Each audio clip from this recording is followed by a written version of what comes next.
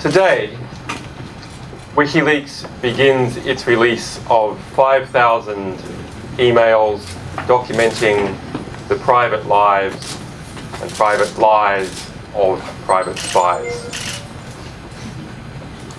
Over the last 10 years, the private intelligence industry has boomed in the United States and in other countries and is now a real factor in world affairs.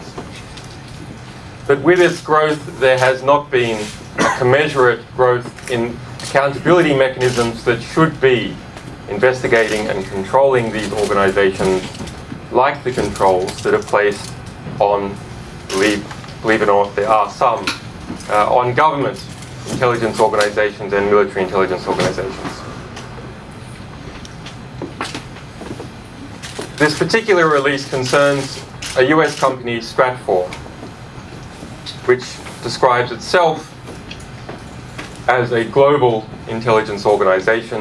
Internally, it describes that its goal is to be the #1 intelligence organization in the world and to teach US intelligence agencies how to become like them. On the surface, Stratfor presents itself as something else.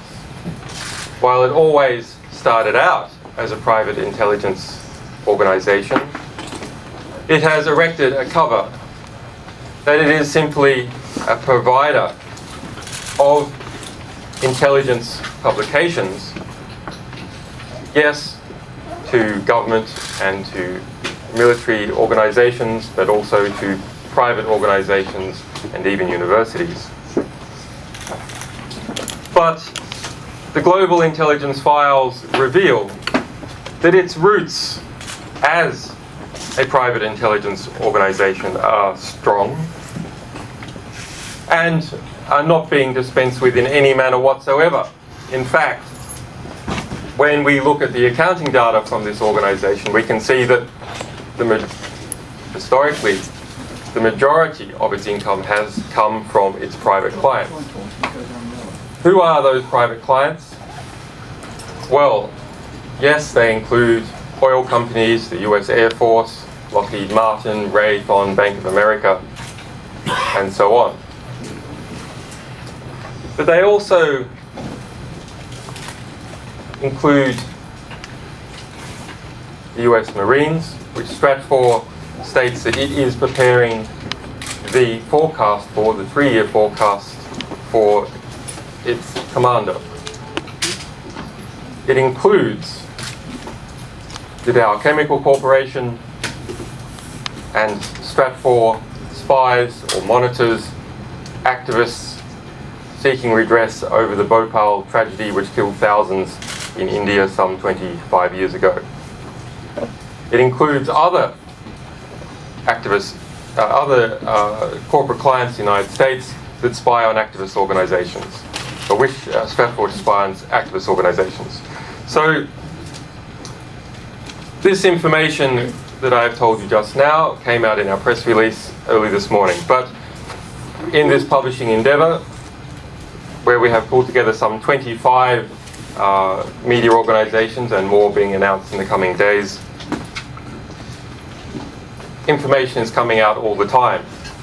In fact, at noon, the beginning of this press conference, we released a new discovery made last night. Stratfor was hired by the Coca-Cola Corporation to monitor and assess PETA activists in relation to the 2009 Vancouver Olympics.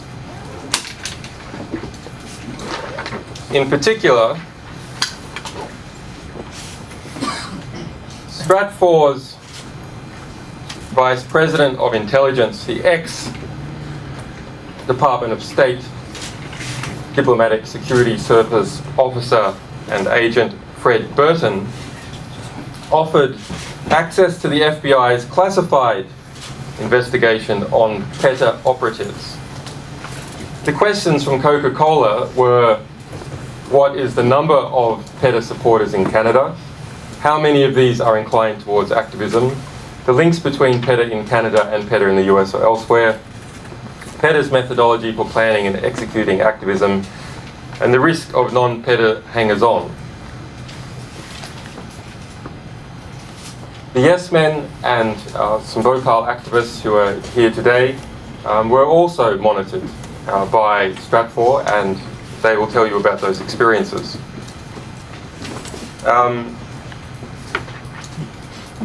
Stratfor has engaged in a number of actions and discussions in relation to WikiLeaks and to me personally.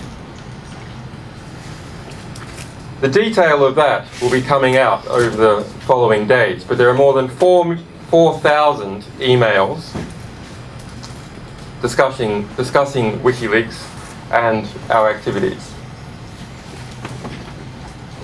The interconnection between Stratfor and government, Stratfor and the US government, has made that a real issue.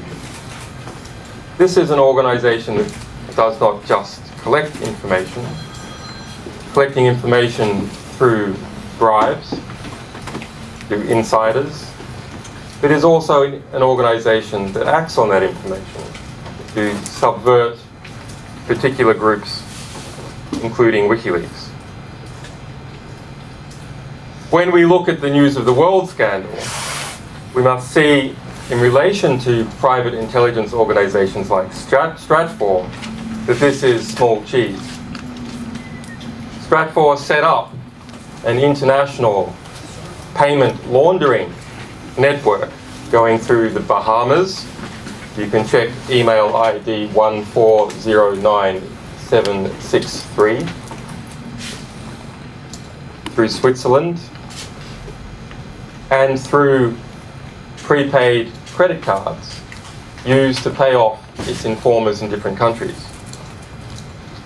Stratfor, according to its own internal documentation, spent more than $100,000 a year on such intelligence acquisition related costs.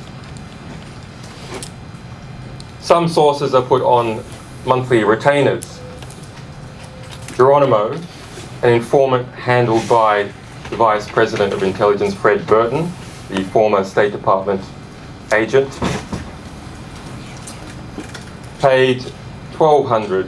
was paid $1,200 per month to be an informant for Stratfor. Another example, and these are all released on on the WikiLeaks website, and more are being released as we speak. A $500 payment on the 15th of December 2011. The accounting number for Stratfor's payment to informants is 52000. The description is cost of sales, intelligence.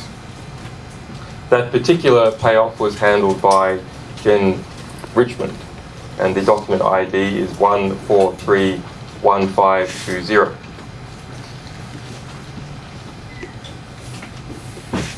Rather than steal the thunder of our other partners, I will now hand over to them. Is the connection to Lebanon ready?